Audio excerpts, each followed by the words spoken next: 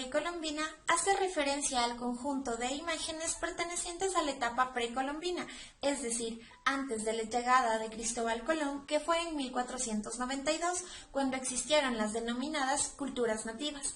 Estas culturas ya tenían una iconografía predeterminada.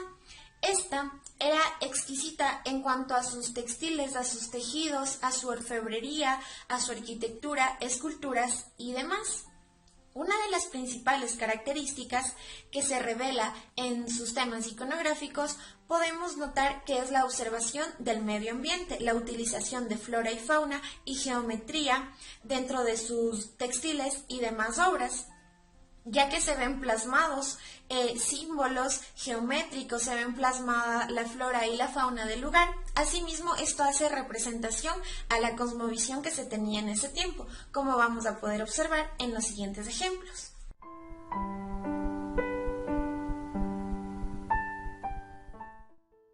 El arte precolombino en el Ecuador, como en el resto de América, es sobre todo un arte ritual, místico e iconográfico, es decir, la expresión material de símbolos y conceptos cosmogónicos abstractos, fundamentados a partir del enfoque de la semiología y la simbología. A continuación podremos ver imágenes en donde podemos apreciar a partir de la iconografía en la cerámica el arte de las culturas precolombinas ecuatorianas. Tenemos a la cultura chorrera. Esta cultura chorrera se caracterizaba por la decoración corporal en su cerámica y utilizaban elementos artísticos tales como los diseños geométricos, las líneas y los colores. También tenemos a la cultura manteña, que esta tiene cierta similitud con la cultura chorrera, ya que utilizaban los mismos elementos artísticos como son los diseños geométricos, las líneas y los colores. También tenemos a la cultura jamacoaque. Esta utilizaba ciertos elementos artísticos como son los diseños geométricos, las líneas, las curvas, las volutas y los colores. Y cabe recalcar que estos elementos se utilizaban en el diseño de sellos. También tenemos a la cultura bahía. Esta cultura se caracterizaba porque su cerámica tuviera forma de animal o de la fauna que tenían en su entorno. El diseño visual difunde una majestad imaginaria, intuida, pero al mismo tiempo conceptual y metafísica, que tuvo la obsesión de comunicarse con ideografías cósmicas, mítico-religiosas y cosmogónicas, a la vez signas semióticas, astronómicas, matemáticas y estéticas. La practicidad realizativa de dichos conceptos muestra una persistente elaboración de diseños proyectales gráficos, para ir adecuando las imágenes a una explicitud comunicante cada vez mayor. El arte oficial muestra que numerosas morfologías tuvieron rediseños para perfeccionar los pensamientos visuales con respecto a los ideológicos. Desde lo morfológico, la finalidad del diseño es ser un medio establecedor de bases visuales para la definición de tipos formales. También es un dibujo boceto proyectal de búsqueda estructurada de un pensamiento visual, o sea, un medio fáctico para elaborar gráficamente una idea morfoespacial o cromática. El diseño en Amerindia como disciplina proyectual de concreción de una estructura morfoespacial fue íncitamente sagrado, pues se percibe dependientemente de numerosos fundamentos místicos. Estos aluden a la imposición de un dogma mítico-religioso y en función de explicitar tal dogma morfológicamente. Las altas y medias culturas se destacaron por sus originales diseños, de complejas imágenes figurativas, abstractas o concretas, aplicadas con esmerada artesanía en los géneros plásticos. Objetivamente, el diseño como lenguaje plástico amerindio representa estructuralmente conceptualidad, configurante, expresión y comunicación. La iconografía indígena colonial. En los últimos años se han realizado investigaciones documentales que han ampliado un repertorio del imaginario indígena colonial.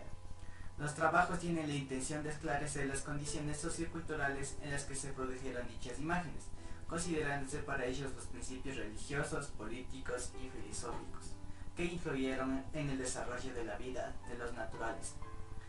La aproximación de este estudio se ha realizado en valiosos y sorprendentes y alentadores imágenes que han contribuido al desarrollo de las mismas. La visión de desempeño que tanto en la élite del campesinato de la sociedad indígena en sus relaciones con la realidad político-religioso, dichas imágenes se proyectan en diversos géneros artísticos de esa época, como son la pintura, escultura y grabados, las representaciones de personajes históricos como caciques y los principales como el indígena clero. El lenguaje clásico han venido a enriquecer la iconografía indígena colonial.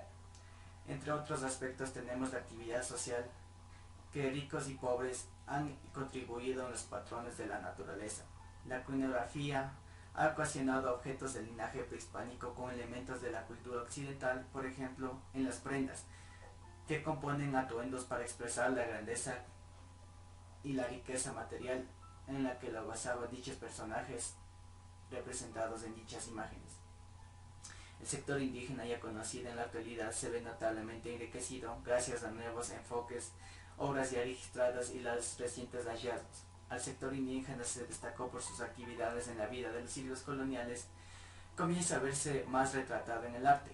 La integración del pueblo indígena a la religión católica, como es de suponerse, quedó representada ampliamente en varios géneros pictóricos y contenido social, correspondiente a diversos tiempos de la colonia.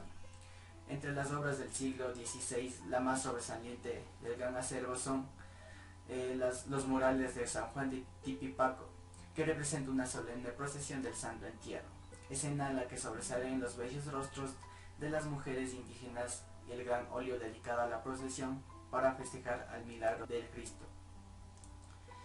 Otra de las grandes pinturas se destaca las pinturas de ánimas, que abundan los rostros de indígenas, damas del purgatorio, esperando ser rescatados por alguno de sus santos protectores.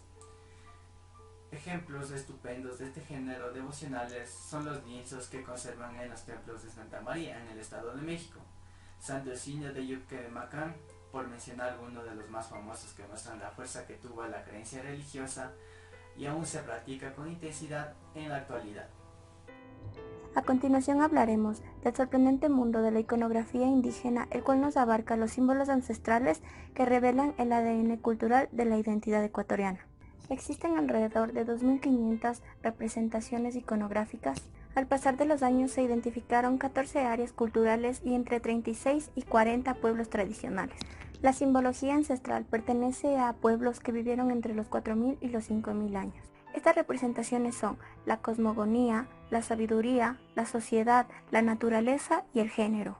La variabilidad del arte en cada territorio están relacionados con los materiales que en aquella época disponían, con su creencia, con la forma de abstracción y expresión y con los grupos sociales y los arquetipos. A través de rituales chamánicos se logró interpretar 400 iconografías diferentes de cada cultura.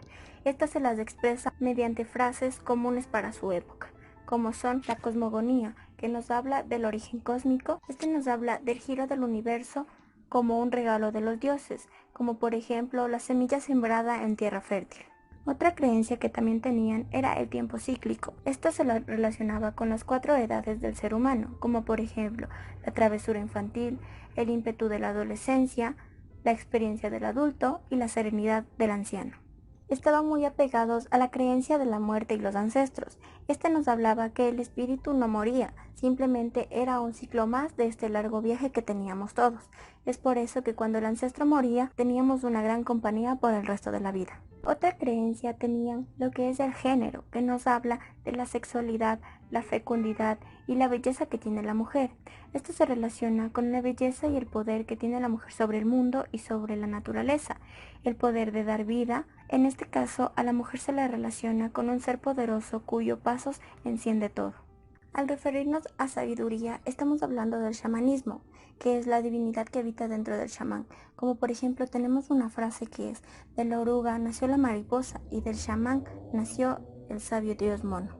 Los pueblos indígenas tenían creencias muy extrañas, como por ejemplo la sabiduría y el conocimiento, el cual hablaban de que al murciélago se le extraía todo su conocimiento y se lo impartía en una persona, que al pasar del tiempo, al ser anciano, llegue a tomar las mejores decisiones. Por último, hablamos de una creencia mayor que tenían en la sociedad y en la naturaleza. Estos son el poder, la diversidad, la comunidad, individualidad y los seres de la naturaleza.